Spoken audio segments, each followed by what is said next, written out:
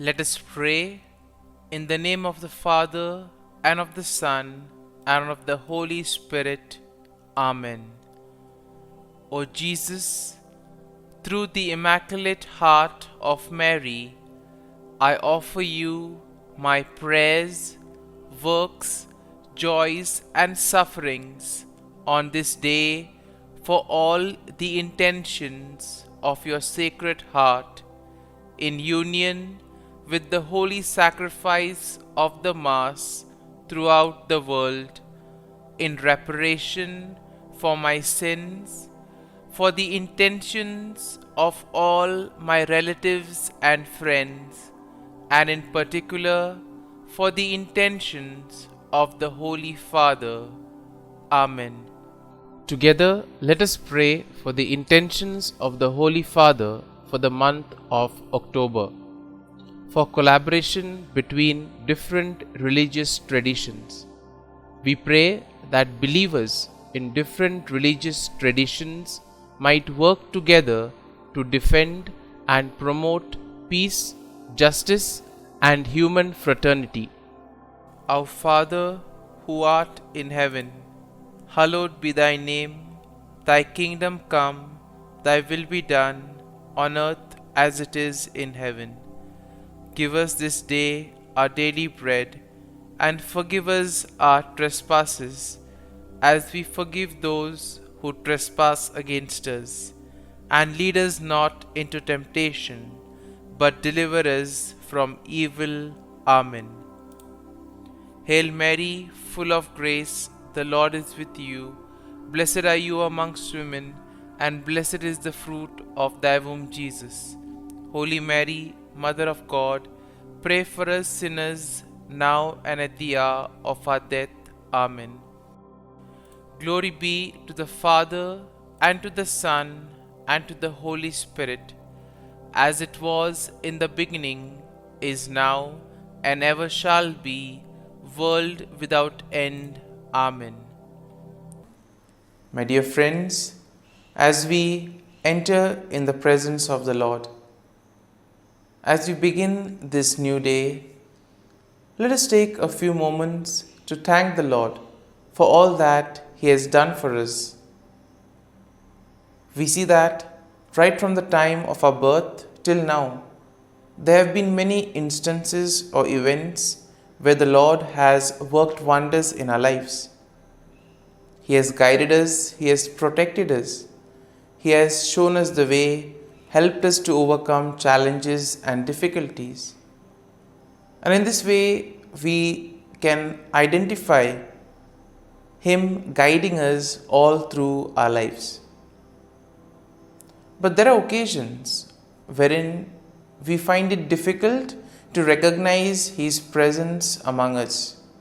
We find it difficult to identify the blessings and the graces. And here we see that it is in these occasions that we need to specially ask the Lord to give us the grace that we may be able to identify those graces, those blessings in our lives. And therefore we see that the first thing to do is to be grateful to the Lord for all that He has done. And therefore, as we begin today's morning prayer, let us begin on this note of gratitude. Let us ask the Lord to help us identify His presence in our lives. And therefore, let us begin by thanking the Lord for all the things that He has done for us. Lord, we thank You for the gift of life. We thank You for giving us talents, opportunities, and various gifts that enable us to become better persons, and also that enable us to reach out to others and make a difference in the lives of others. Lord, we also want to thank You for the gift of our family members, friends, relatives, near and dear ones, and all those who play a very important role in our lives. We see that it is these people who have been instrumental in making us who we are. They are the ones who have devoted their time, energy, and effort. And as a result of it, they have molded us and they have made us better individuals. So today, Lord, in a very special way, we ask you to bless all their endeavors and give them all the graces that they may require in life. We also thank you, Lord, for giving us the gift of this day, a day that would help us in many ways to appreciate the good things that you have done for us, a day wherein we may complete some thing that was left behind, or a day that may present to us various challenges.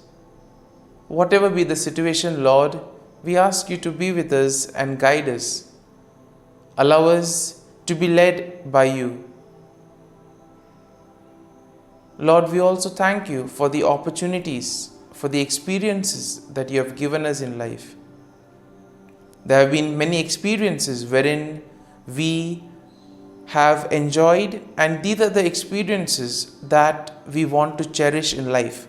But at the same time, there have also been those experiences and those moments wherein we have found it difficult to accept them.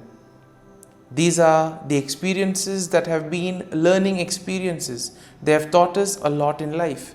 Though they may have been hard, bitter, but still they have given us a valuable lesson. They have made us stronger.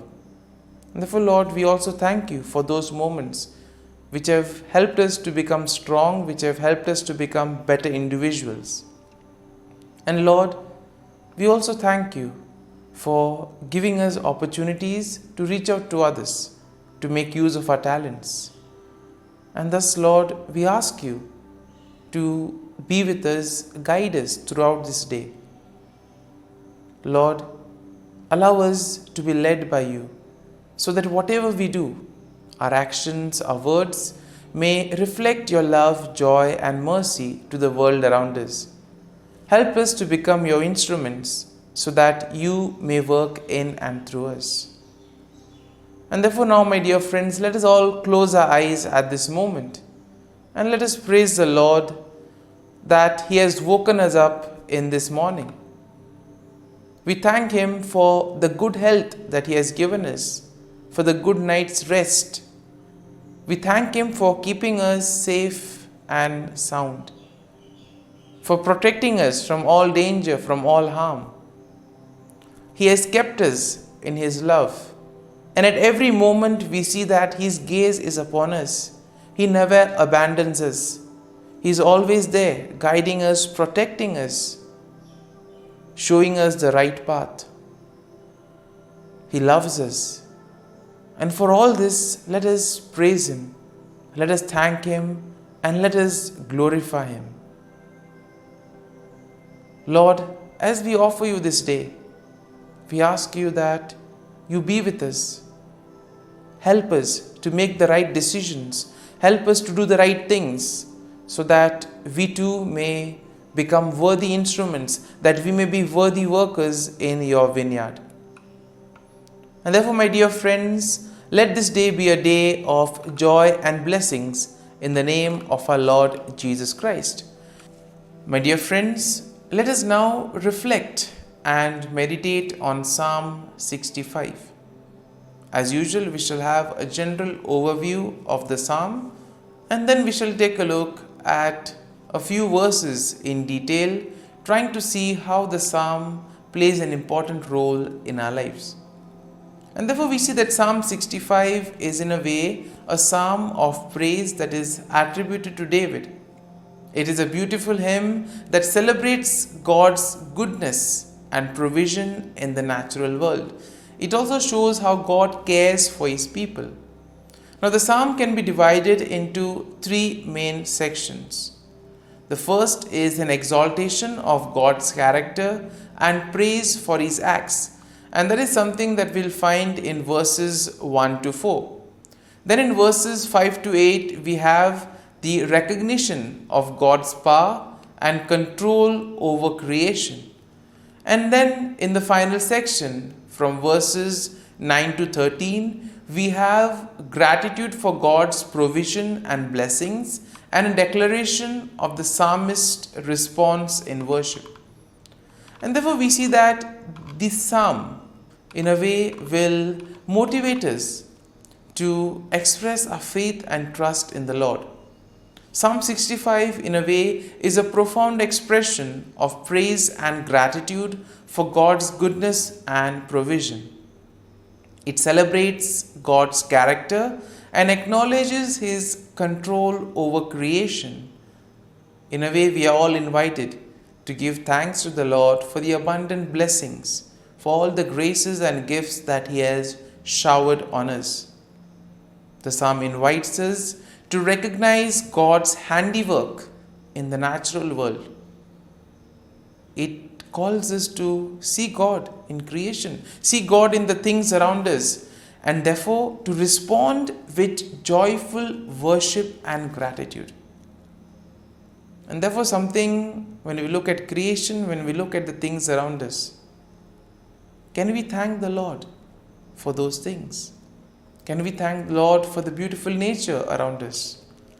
And therefore we see that Psalm 65 will be a reminder that God is indeed the source of all blessings. And therefore it is our duty and our salvation to praise Him and give Him thanks. And now, having seen the general overview of the psalm, let us go and look at a few verses in detail. Now verses 1 to 4 go like this. Praise is awaiting you, O God, in Zion, and to you the vow shall be performed. O you who hear prayer, to you all flesh will come. Iniquities prevail against me, as for our transgressions. You will provide atonement for them. Blessed is the man you chose and caused to approach you, that he may dwell in your courts. Now the psalm begins with a declaration of praise and recognition of God's presence in Zion. And in this way, the psalmist acknowledges that all flesh will come before God with all their prayers. That means all individuals, all people will go to the Lord with their prayers, and the Lord will welcome them. He will willingly listen to all that they have to tell Him.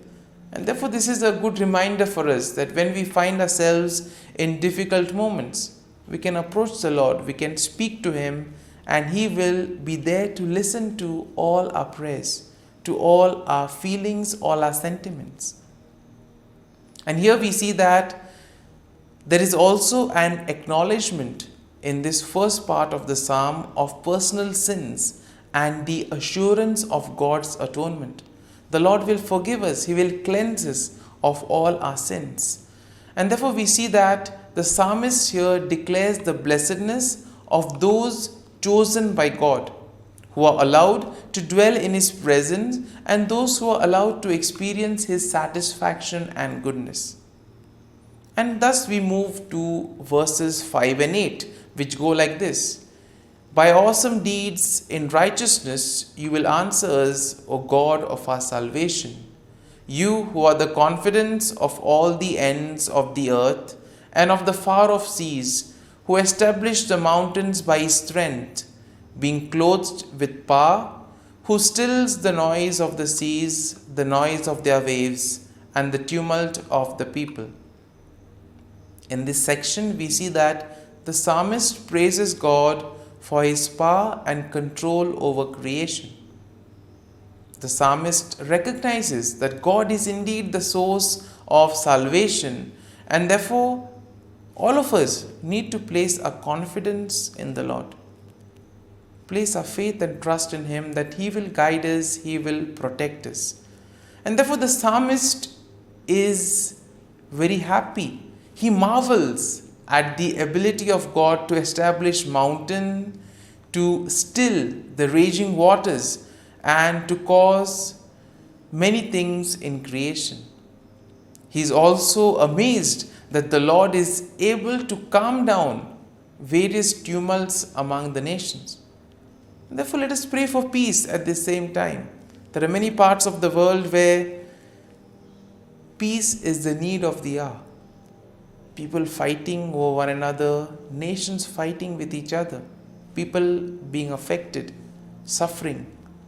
And therefore, let us at this moment place all these events at the feet of the Lord.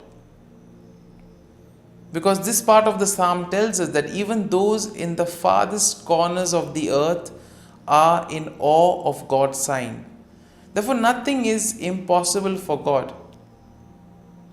Therefore, we need to go to Him with all our difficulties. And finally, we see that in verses 9 to 13, go like this: You visit the earth and water it, you greatly enrich it. The river of God is full of water. You provide their grain, for so you have prepared it. You water its ridges abundantly. You settle its furrows. You make it soft with showers. You bless its growth. And therefore we see that the psalmist expresses his gratitude for God's provision and blessings in the natural world. Therefore God's visitation upon the earth brings about abundance, and it enriches the land and provides water and all the nutrients for growth. Therefore the psalmist acknowledges God's goodness that permeates the passing seasons and the overflowing abundance that results from it.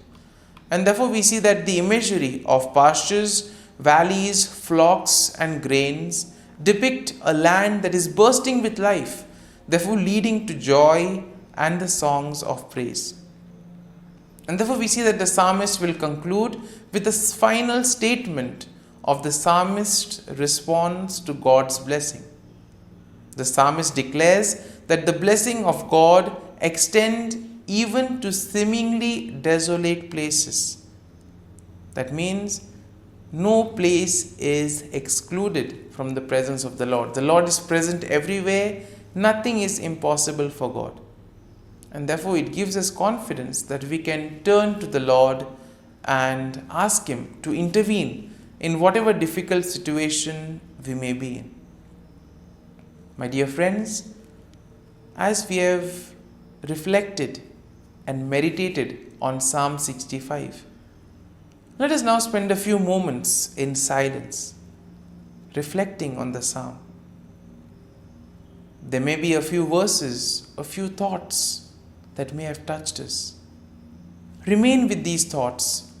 Allow these thoughts to take root in you, so that ultimately you will be able to make this psalm personal. The psalm will take root in you. And therefore, as we spend these moments in silence, remain with the thought, remain with the verse, so that ultimately your day may be enriched by the psalm. Whatever you do today may be in accordance to God's plan, and thus you'll be able to become a worthy follower, a worthy citizen in the kingdom of God.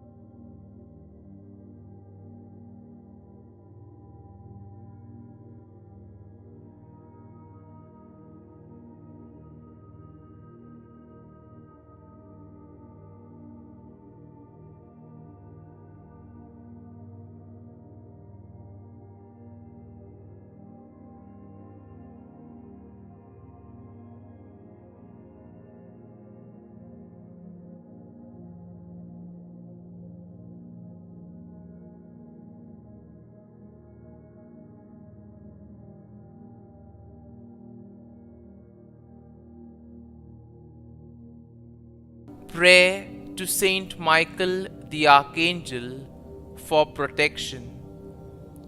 Saint Michael the Archangel, defend us in battle. Be our defense against the wickedness and snares of the devil. May God rebuke him, we humbly pray. And do thou, O Prince of the heavenly hosts, by the power of God, thrust into hell Satan and all the evil spirits who prowl about the world, seeking the ruin of souls. Amen. Act of Adoration. O Sacrament most holy, O Sacrament divine, all praise and all thanksgiving be every moment thine. Saint Gertrude Prayer for souls in purgatory. Eternal Father, I offer Thee the most precious blood of Thy divine Son, Jesus, in union with the masses said throughout the world today, for all the holy souls in purgatory, for sinners everywhere, for sinners in the universal church, those in my own home and within my family. Amen. May the divine assistance remain always with us, and may the souls of the faithful departed through the mercy of God rest in peace. Amen. Glory be to the Father, and to the Son, and to the Holy Spirit, as it was in the beginning, is now, and ever shall be, world without end. Amen.